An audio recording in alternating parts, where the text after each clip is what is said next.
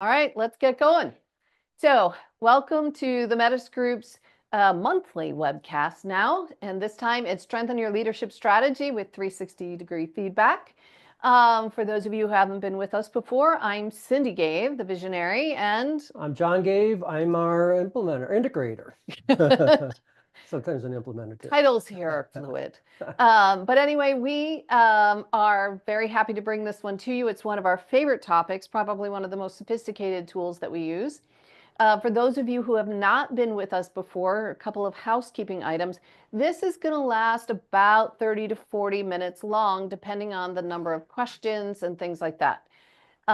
Eventually, we will send you, like within the next day or so, you'll get the slides and any other resources that we think might complement those to you. And if you have any comments or questions, if you could please put them into the chat, we'd appreciate it. Our brand new pre-employee, we'll call him a pre-employee, Pat Ware, is with us today, manning the chat as well as the camera and some zooming features.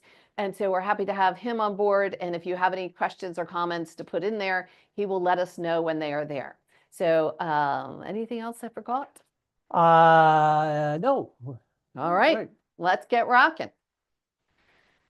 So why this webcast, John? So we're gonna talk about strategic leadership development and the way in which we would recommend those senior leaders or those leaders looking to develop their strategic leadership practices and how that should be aligned to an organization's strategy. One of the values of feedback that we recommend, or one of the approaches to feedback that we recommend, is through a 360. And we're going to be talking a little bit about how that is administered. We're going to talk a little bit about why leaders need to receive feedback and how it doesn't happen as much as we think it happens, and packaging all that together and hitting it that way. So one of the things we think about is when I get phone calls from people saying, I need leadership development, they feel like there's one choice. It's either you have it or you don't, as opposed to there are options within that. And it's options from development to coaching to combinations thereof. You guys have heard us talk about the 70-20-10 model. But one of the things most people lose sight of is aligning whatever the leadership development is to your strategic plan. If you are in hyper growth mode, the leadership practices you may need to be focusing on in the next 3 to 5 years could be exceptionally different from those who are in hunker down mode, or when you have to kind of hit pause and just put structure and processes in place before you can launch forward again. And so understanding what your organizational goals are for the next 3 to 5 years and aligning leadership practices now to that is extraordinarily important. It's like the concept of what got you here won't necessarily get you there, and making sure that's in alignment. So a little bit about us. We've been making a difference in leaders' lives since 1996. We started off in metropolitan Detroit, expanded into the Charlotte market in 2007. Our area of focus is in accelerating leadership, helping leaders get more out of their team, and then helping them build their team through certain selection and hiring approaches that we teach leaders to do. We bundle all that into our Leadership Academy, where we focus on emotional intelligence, leadership fundamentals, this particular strategic leadership, an accountability approach, and then the hiring practices are all part of our Leadership Academy. So if you aren't familiar with all of us, going to check out the Leadership Academy is probably one of the best things you can do to get more familiar. So one of the things that we begin our strategic leadership development by doing is helping the leaders understand what the strategic direction is of the organization. And it isn't until you understand where the organization is going that you know what leadership practices to focus on to achieve those objectives. And we want to encourage leaders to align their development with the direction the organization is going. So we work with organizations at the very beginning to understand the leadership practices they need to grow and achieve their strategic goals, and let the leaders work on the gaps between what is needed and what where their development currently is. It's really difficult for leaders to just guess on what they need to focus on differently than what they've done. If they've been pretty successful to this point, they can't imagine they need to do something differently. And they can't imagine why the leadership practices they've been employing aren't exactly perfect in every situation. But as I said earlier, a lot depends on where you're going. We find a lot of our clients happen to run on EOS, and though they may have some very clear VTO or strategic plan, and they get frustrated over time that they, in the beginning, when they first implemented it, man, what a great impact it had already. And then they hit a plateau and they're not understanding why. And many times it's because as they're trying to implement and execute against that VTO, it's really not being attacked in the same fashion or in the right ones. The other thing that we've learned and that we can coach on is whether or not the conditions are correct for some of these leadership practices to take effect. So if you need more innovation, there are certain conditions that must take place in order for those things to even have a chance. It all begins with understanding the direction of the organization and aligning development with that. So the leadership practices should be aligned with the direction the organization is heading. You want to, when you create these development plans, make sure that the plans have measurable, actionable goals. We want to make sure that they have some sort of time frame that are associated with them, and that everybody at all levels are aligned in the same direction in their development. And what's interesting about that, an organization may find out that there are 7 practices that they're going to focus on. And any one leader may have 4 or 5 of those that they've already have demonstrated proficiency in, but are just going to focus on the other 3 in terms of their gaps. Well, another leader may have a different set of practices that they're going to work on. So having that identified across the levels is the way that you can get everybody aligned in the same practices. And one of the things we really focus on, and that the coach who's working with each individual leader who's in the program will focus on, are these measurable time-based goals. So as an example, it's one thing to say, I want to get better at delegation. That sounds great. How will we know, right? Well, we found that when people put together a measurable time-based goal, like I want to delegate 3 projects by the end of the 3rd quarter that are delivered on time and on budget, that allows us to then be able to have some measurable and time-based action steps. First, I need to define which projects I want to develop or delegate by a certain time. To whom am I going to delegate those projects by a certain date? How am I going to teach them the empowerment model? And then measuring the milestones and whether or not they're being achieved all the way through. So this allows the leader who's participating having a conversation with their boss saying, I'm on track with my development because I can show you the progress I'm making against these measurable and time-based goals. So the other thing that identifying what the organization needs moving forward is to help determine whether or not you've got the right leaders that can be put into the seats that you need within the organization. Starting with what the organization needs and backing into what the leadership practices are. If there are particular leaders who aren't interested in developing those practices, then they recognize they're not on the right bus and will move on or find a different organization. But having that identified can help you determine whether or not you are going to be in the right seat and you're the right leader for the organization. So to be clear, 360s legally should never be used for employment decisions, not for promotion, demotion, elimination, whatever. But you can use them for the individual's self-reflection. And in all the years we've been working with this program, there was one woman who, when she was going through getting her 360 back, got the results and we go through four filters. One, the organizational filter. So the organization identifies the 5 to 8 leadership practices that are aligned to where they're going in the future, and we want to focus on these. There's an individual filter. What are some of the things that are important to me as a leader? The third one is a role filter. Maybe because you are the CFO, you need to put in a lot more structure and practices and stuff like that in that particular, or it could be situational. Did you just get transferred into a department that has brand new people right out of college, and that's a situational leadership type thing?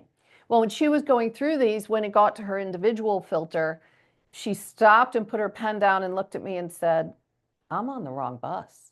Because she looked at her individual filter and the organizational filter, and there was no correlation. And she realized she needed to. So we sat down with her and said, how about if we get together with the leadership here and we work out a transition plan, one where you can find the right bus for you and they can find a new person to come into this role that's least disruptive to your career and to their organization. And it worked really well for everybody. So you'd be surprised how many leaders do not necessarily get the feedback that we would want. And many leaders believe that they've been leading for so long that they know everything that they need to know, and they don't need any feedback. Well, we all have blind spots. We all need the data that we're going to be getting from our various observers.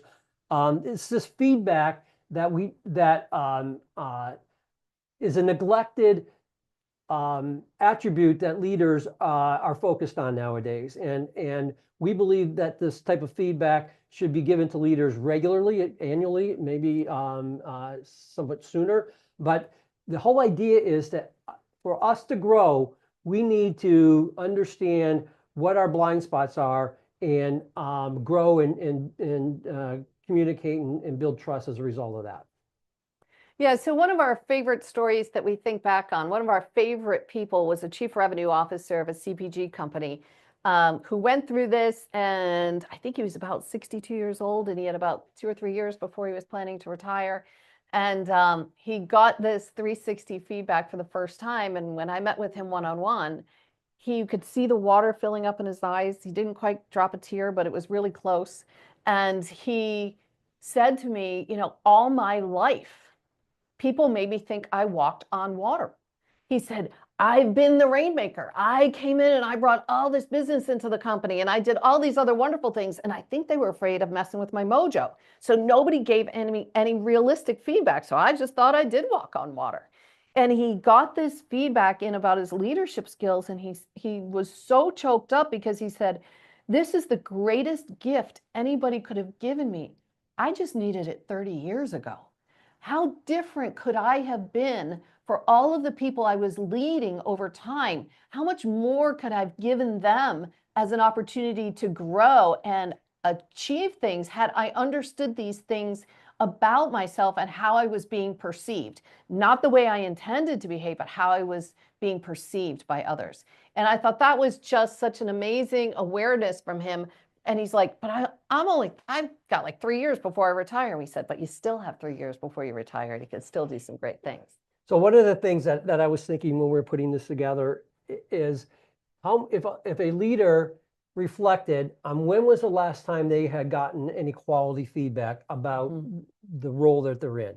And I would challenge y'all out there, think about the last time you got feedback and how valuable was it? Well, and one of the things I always ask organizations when I'm speaking to a group of CEOs, and I'll ask, raise your hand if you got up thinking, how could I be a loser today? And except for a wise guy or two, I never get anybody raising their hands. We all want to feel like we're making a significant contribution, like we're earning our keep, like we're making a difference, that we're doing all the right things. And if we knew there was something we could make a small little alteration to make a big difference, we'd all do it in a blink. But we can't, our mind reading skills are really not that good. So if we don't get that feedback, there's nothing we can do about it. So we talked a little bit about that leaders rarely get the feedback that they need. Part of the reason is there aren't really good feedback mechanisms in place.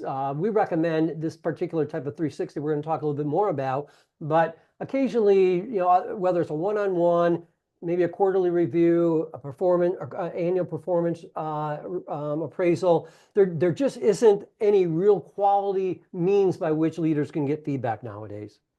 The fear factor is more significant than you might think, both from, sorry about this. We were trying to block the glare. So you might get a little glare, but we just had something fall.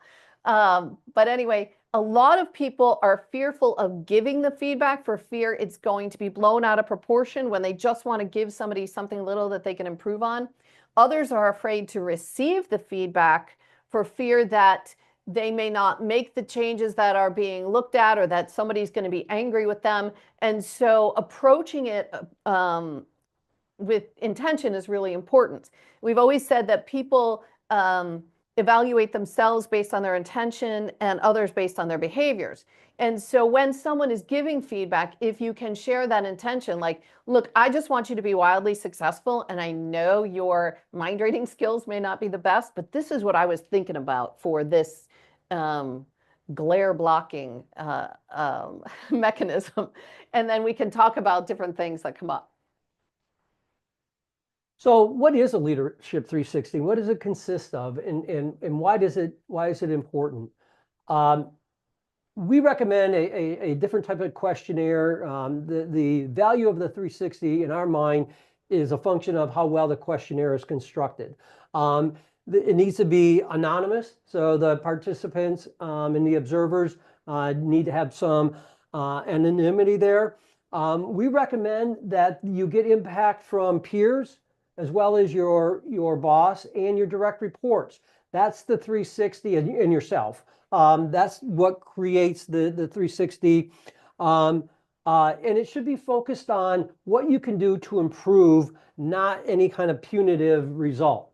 So it needs to be developmental, growth, future-oriented type of feedback. So don't underestimate the structured anonymous feedback thing. Talk about fear factor. That's where people fear it the most.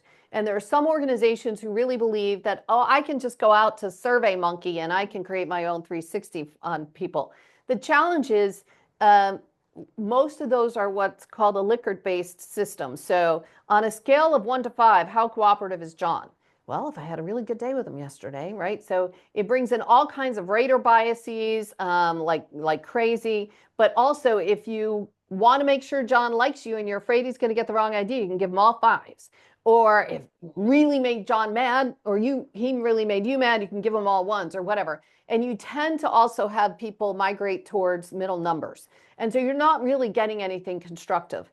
The tool that we use, they consider it semi-ipsative. I refer to it as comparative statements. So I give you 3 statements, and you can't game it. You're deciding which one is most like John, which is next like John. So as an example, he's great about bringing new solutions to old problems. He's great at nurturing trust relationships. He has the best agendas for meetings, which is most like him, which is next like him, and they shuffle them around. So they've got 22 leadership practices measured against each other 9 times across 66 questions. Even a Vegas card counter can't game this thing. So whatever instrument you use, we recommend you take a close look at the questionnaire, see whether or not the questionnaire is something that can be gamed, see whether or not the questionnaire would be able to be influenced by bias. However you use the 360, start with the questionnaire. So who are the different people that you want involved? We talked about you want to get the boss, the leader, the supervisor's perspective.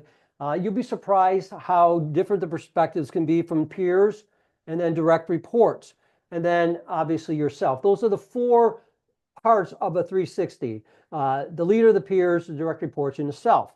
For those leaders who don't have any direct reports, getting peer and boss feedback works. For those who don't have a boss, if you're the owner, getting, and you might not even have any peers, getting direct report and self-feedback helps. Maybe some industry peers could give you some peer feedback. Getting all those voices helps you get a different perspective. you'll be surprised how different the results are from the different observers. Yeah, the other thing to keep in mind is if someone scores low on something, it may not be because they are not good at it. You might have someone from the boss perspective who scores low on delegation because they never see you in the act of delegating to your direct reports. They're too far removed. It doesn't mean you're not good at it, but it might mean that we're going to weigh more heavily for the leadership practices of delegation on the feedback we get from direct reports. So those types of things are really important when you're looking at it. Or you might realize, as we saw with one organization, we were working with 117 leaders from top to bottom over the course of 18 months. And the reason we were brought in is because the C-suite didn't think the vice presidents had a strategic bone in their body. So they were hoping as they went through, they'd find some people at the director or managerial level who are more strategic that could someday leapfrog the VPs and be succession plans for the C-suite. What was fascinating is when we got the reports back, we found out that the peers and the direct reports thought that the VPs were incredibly strategic. And then we took a closer look and found that the only time the C-suite wanted to hear anything from the VPs is when the proverbial hit the fan. And then it was all tactical focus. Well, then what happened? How do we stop it from happening? What can we do next? It was all very tactical. So the only thing we did was encourage them to have one-on-ones for 30 minutes a week and make 10 minutes of it talking about strategic initiatives or strategic plans that they had.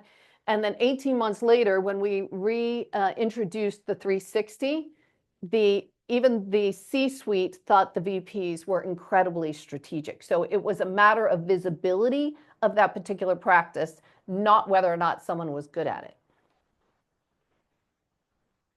So we talked a little bit about the value of the feedback is to close the blind spots. Fact of the matter is we all have blind spots. We don't know what they are. And it isn't until we get some feedback and we have some input from people we report to and interact with and lead that we can get a better view of what those blind spots are. So to help close those blind spots, we need to get input from the different constituencies that which we are interacting. So that's the key here is to close that blind spot. Otherwise, you'll never understand what it is. Interestingly enough, one of the other organizations we worked with, when we went through this all, the marketing team realized they all were a little deficient in one particular or two or three leadership practices they really needed to focus on a group, as a group. And it's not all that unusual because the environment we're in often influences the leadership practices we're employing. And they realized they needed to pay more attention to two or three that as a group they could work on, and they wanted coaching for the department to make sure that they were putting those things in place. And then when they retook the survey about 18 months later, they all improved in those two or three areas. Now, unfortunately, some of their strengths dropped because they ignored some of those and took them for granted. And so it all takes practice. You know, just because if you're a golfer and you realize you're having a tough time getting a straight shot off the tee, but you haven't had any problem with your irons around the green or your putting, and you just start focusing on your driver, and that's all you're focusing on, I'm here to tell you, your putting is going to go to heck. So you got to pay attention to all of it, but knowing what you need to focus on when. Yeah, you know, strengths can be a blind spot every bit as much as weaknesses. Mm-hmm. Oftentimes, something that comes so natural to us, we don't necessarily appreciate. And it isn't until you've gotten some feedback about how strong you are in a particular skill that you understand the value of that and can close that blind spot. Or people can overuse it, which was another thing we saw with one particular sales VP. He was a little over the top with his building excitement in his team. I still remember 2 o'clock, he would come running out of his office with a boombox on his shoulder. He would jump up on the dividers between the cubicles, dancing with his boombox and doing this whole cheering thing for closing deals and stuff. And so when everybody heard that they needed to work on excitement, they're like, no, No, we don't want to be like Charles. Like that's an extreme. But if he's at 100 and you're at 20, you can move up to 40 and it'll be okay, right? So understanding the perspective as well, and not overusing some strengths can be important. So to use these types of feedback tools, it's very important that you're in a culture that respects the input from the different people that are providing the feedback. And if you don't have that culture that embraces that type of candid input and that transparency, they might not get the alignment that you're looking for. You might not get that consistent feedback that you're looking for. You must have a culture of sharing before you can get the type of feedback that you're looking for. Yeah, it's rare, but you can see some organizations who really struggle with trust or vulnerability. That is not the time to introduce a 360 because you're going to get garbage in, garbage out. If people are terrified of the organization and it's management by fear, it doesn't matter how unbiased or how well structured the tool is, people are too afraid to even answer, and actually your participation rate may go down. Yeah. So not everybody's a perfect fit for 360. We recommend that if an organization's culture isn't the right type of culture to benefit from it, it might not be a good time to do it. We recommend that if leaders aren't receptive to the input and aren't willing to embark on change, they might not be a good candidate for that type of investment either. Rarely should a 360 be used as the last straw. If somebody's that far into a performance plan where you're looking for 360 feedback, it's probably not the right fit. Yeah. So you got to be careful. It's not a one size fits all. The leaders that are embarking on the feedback need to be committed to using it and receptive to the feedback they're going to be getting. And it's about working on it. It's not just about going through the 360 and getting the feedback. It's working on developing as a result. So this timing thing is absolutely critical. If you're one of these organizations who does performance reviews in November and December and kicks off budgets in January, do not do the 360s in the fourth quarter. Or if you are an organization that's hitting the toughest time of the year and you have a leader who just lost 2 of their direct reports, which means they have to do their own job and the other 2 jobs at the exact time of year that is most critical for them, this is not the good time. Wait until people have the mind space and the time to try. Look, it shouldn't be any harder to do something great than to do something good, so says Jim Collins. But the first time you do something differently, it's not easy and it's going to feel a little clunky. So you need a little bit more space to be able to do that. So getting the feedback is important. One of the biggest mistakes leaders can make when they're embarking on a 360 is not to act on the feedback. We recommend that once the leader gets their feedback is to share at a higher level what their feedback consisted of with their observers. And it allows them, the observers who put forth all the time in providing their feedback, an idea what the leader is going to be doing with it and how they can use that to achieve the results that the organization is looking for.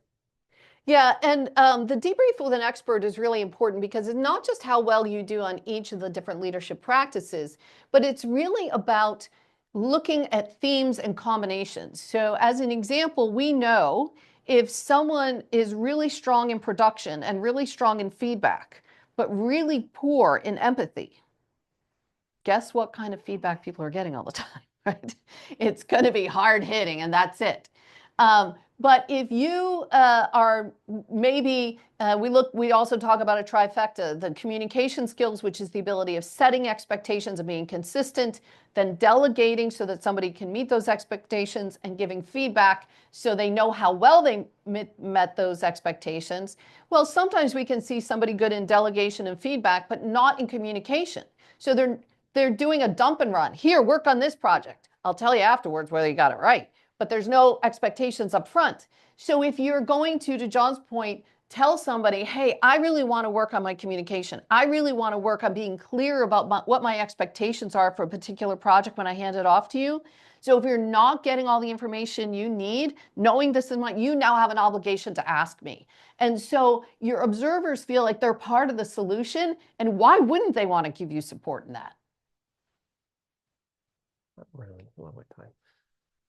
So we wanted to share with you one of the organizations that we did a lot of work with. We introduced a 360 development tool to Polk group after we determined what their strategic direction was going to be, and then measured their senior leaders, their vice presidents, their directors, and their managers all against the different leadership practices that the organization needed.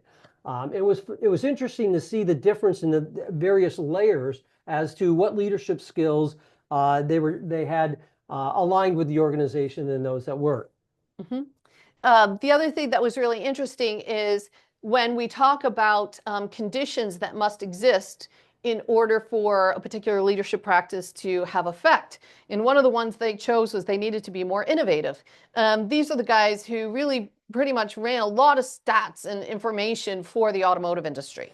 And they're not quite a business now, but at the time they realized a lot of the innovation that they were striving for, when we looked at the conditions that must exist, as an example, if somebody made a suggestion or wanted to try something new and it didn't work out, were they thrown in the penalty box or worse? Or was it like, all right, well, that was a good idea. It didn't quite work, but let's go for the next one. Or are we going to strive too big? Like, if I don't want to hear it, if it's not going to be a $10 million idea. So getting people, creating the conditions that make it possible for people to be more innovative is a large piece of this. The other thing on whatever organization you're going to be looking at, always start with the senior leaders. Oh, yes. You never begin with the managers and then go to the directors and always start at the top. They demonstrate the importance of the development and of the exercise, and then you work it down through the organization. You're absolutely right. And when they get the feedback and they meet with their observers and thank them for making time to give it to them, and they uncovered some blind spots and let them know, I'm going to be working on these 3 things, and I'm going to come back and I'll give you some feedback on what I think I'm doing well, and I'm going to want some feedback from you as to whether or not you're seeing these changes. That emulates such great vulnerability and trust that now the rest of the leaders can do it. Otherwise, it seems like, oh, it's just for the peons and not for senior leadership. So what do you want? What's next? If you're interested in embarking on a 360, take a look at various different instruments. Figure out what's going to work best for your organization. Find somebody to help guide you through the process. Taking a 360 off the back of a cereal box and administering it on your own won't work, and it'll probably do more harm than good. Make sure you have development resources available for those practices that the leaders are going to need to develop. Telling somebody that they need to develop in delegation and not having any tools for them to develop that isn't going to accomplish what you're looking for anyway. We offer up a free sample 360 report from the organization that we like to work with. What we like about it is how the information is presented from the boss, the direct reports, the peers, and the self, and all the developmental recommendations that come into the report as well. So I take advantage of getting that report. If you scan the QR code here, that'll take you to a form that will allow you to give us some feedback on how we've conducted this session and some ideas on what we can do in future sessions. And then once you're completed with that feedback form, you'll be able to get the sample 360, which is a phenomenal report. It will give you an idea of what to look for. It'll give you an idea what to look for in whatever tool that you decide to use. And if you don't have your phone handy, you're going to be getting these slides, remember, so you'll be given a link too. Yeah, you'll be getting an email shortly that will give you an opportunity to get the report as well. One of the questions that we got asked actually beforehand, so those of you who don't put your questions in, now you know we actually incorporate them into the session, was that there was a senior level HR person who was really interested in the 360s because she was fearful that the leadership team did not have the leadership experience or prowess in order to accomplish their goals. And so she's hoping the 360 might do some of that. Perhaps what the key is, most people don't assume they're really bad, right? Because their intention is to be really good. So they don't realize there's this disconnect. So when you can first start with a strategic session that says, what are the leadership practices we need as an organization to move our organizational strategy forward? And then map that against each individual leader's strengths and opportunities for growth, those leaders can have some conversations. And while 360s are not supposed to be handed over to a hiring manager or to an HR person, we do coach our team into talking to your supervisor and the HR department about the areas in which you'd like to invest in your development and make sure that there's alignment. That way, those people can give you support, resources, et cetera, to make sure you're accomplishing those goals. If you realize, as that one woman did, that there's a complete disconnect between how you wish to lead and what the organization needs, then you can have some other conversations. It doesn't mean you're a bad person. It just may mean it's the wrong position or the wrong time, but it allows for more open conversation. But you have to start with, what are the leadership practices we need first moving forward? And by the way, if you want to use those later as performance indicators, you can add those into your performance reviews. It's just the 360 that's not allowed to be used as a performance measurement. Do we have any other Got a question? questions out there? I get, what question is, how long does it normally take and how much does it normally cost? So you want to take Oh, very good question. So there's two how long does it take. The first one is, how long does it take to take one of these 360s? The better ones usually take about 45 minutes per observer. Now, let's pretend the executive team is starting off.